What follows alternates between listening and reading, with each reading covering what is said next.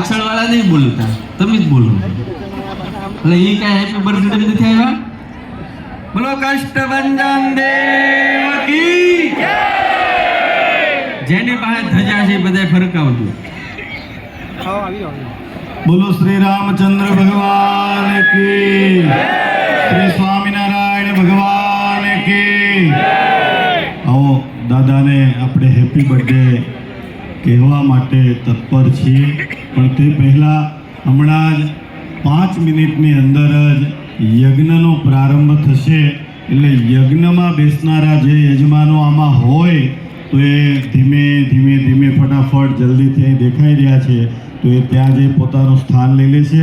અને કોઈ હજી યજ્ઞમાં પાટલો લખાવવાનો બાકી હોય અને દાદા એના મનોરથ પૂર્ણ ઝડપથી કરે એની માટે જેમને ત્યાં જઈ અને યજ્ઞમાં લાભ લેવો હોય એ પણ લઈ શકે છે.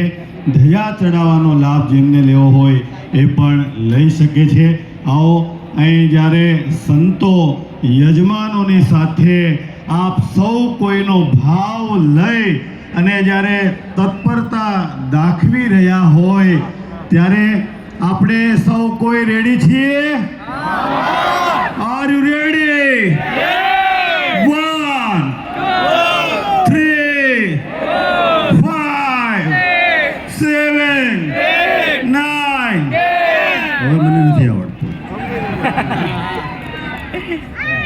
તમે બધા ધજાઓ કીધી તો એ પણ બરાબર દાદાની ધજા લહેરાવો. આવો મ્યુઝિકના સથવારે અને સંતો હૃદયથી પ્રાર્થના કરતા કરતા કેક કટિંગ કરી અને દાદાને હૃદયથી હેપી બર્થડે કહેશે. આપણે પણ સંગીતના સાથ સુર અને રિધમની સાથે થિરકતા આપણે પણ હેપી બર્થડે કહીએ. મ્યુઝિક.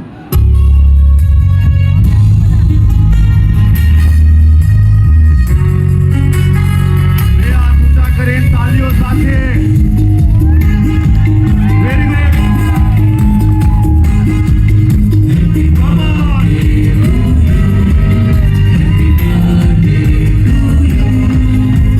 ગુડ.